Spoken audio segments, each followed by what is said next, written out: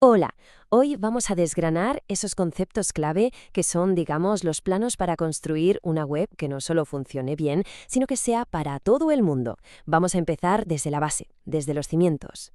Para ello, vamos a hacer un recorrido por 5 áreas. Empezaremos con lo más básico, los cimientos de Internet, luego nos pondremos en la piel del usuario, veremos qué reglas hay que seguir, lo aplicaremos a un caso muy concreto y al final veremos cómo se une todo en el proceso de desarrollo.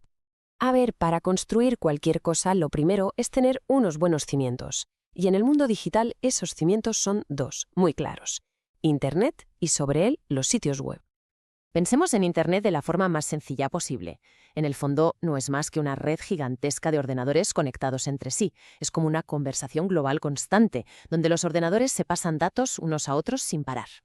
Y lo realmente fascinante es cómo se pensó en su origen. La idea era crear una red descentralizada donde no hubiera un punto central. Si una parte de la red caía, daba igual, la información encontraría otro camino para llegar a su destino. Una idea brillante, la verdad. Y ese concepto, que nació de un proyecto militar llamado ARPANET, fue la semilla de la World Wide Web que usamos todos los días. Y ojo, el año clave fue 1989.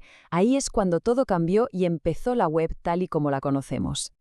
Vale, entonces, si Internet es como la red de calles de una ciudad, un sitio web vendría a ser un edificio concreto en una de esas calles, con su propia dirección y su contenido dentro.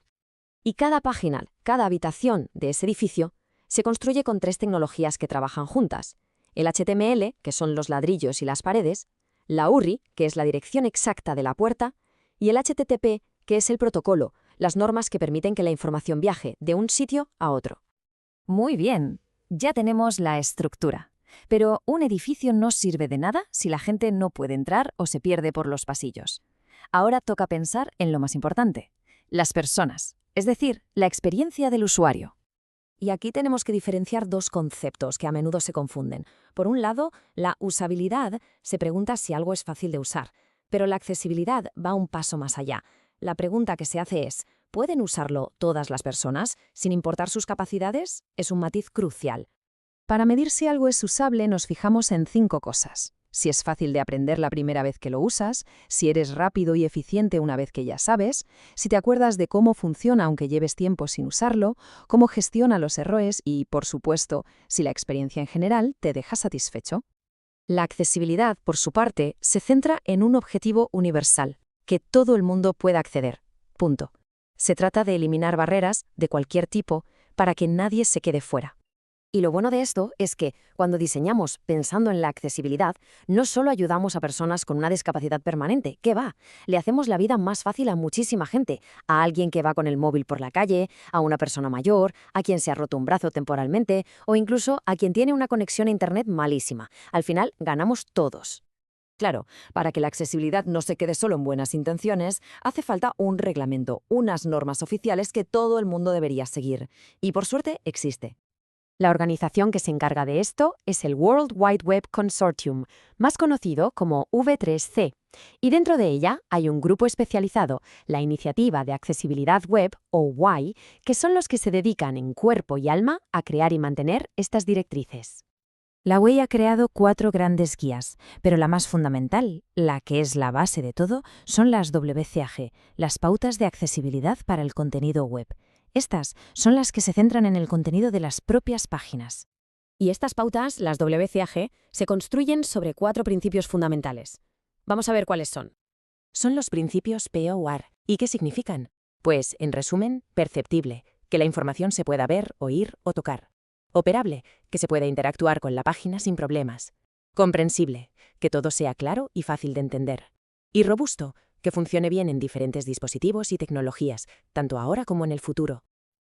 Vale, todo esto puede sonar un poco técnico, así que vamos a bajarlo a la tierra. Vamos a centrarnos en un grupo de usuarios para el que todo esto es simplemente vital: las personas con discapacidad visual. Y es muy importante entender que no hablamos de una única cosa. La Organización Mundial de la Salud lo deja claro. Hay todo un espectro que va desde lo que se considera baja visión hasta la ceguera, y se define con criterios médicos muy específicos. El gran reto para estas personas es, obviamente, una interfaz que es casi toda visual. Por eso son tan increíblemente importantes las tecnologías de asistencia. Por un lado, los lectores de pantalla que leen en voz alta todo el contenido y por otro, los magnificadores que amplían partes de la pantalla para quien tiene baja visión. Bien, ya tenemos los cimientos, entendemos a los usuarios y conocemos las reglas del juego. Y ahora, ¿cómo hacemos para que todo esto se aplique de verdad? Pues la clave está en el proceso, en la cadena de montaje. ¿Y qué es un proceso de software? Pues básicamente es la receta que seguimos para construir un programa. Es el conjunto de pasos ordenados que nos llevan desde la idea inicial hasta el producto final, o hasta una nueva versión mejorada. Y aunque hay muchas formas de trabajar, al final todos los procesos comparten 4 fases que son sagradas. Primero, definir qué se va a hacer. Segundo, diseñarlo y programarlo. Tercero, comprobar que hace lo que se supone que tiene que hacer. Y cuarto, ir adaptándolo y mejorándolo con el tiempo. Con todo este marco en mente, la próxima vez que entremos en una web, quizás ya no veamos solo páginas y enlaces. Quizás empecemos a ver la suma de muchísimas decisiones. Decisiones que en última instancia eligieron entre construir puentes para que pasara todo el mundo o, sin quererlo, levantar muros que dejaron a algunos fuera.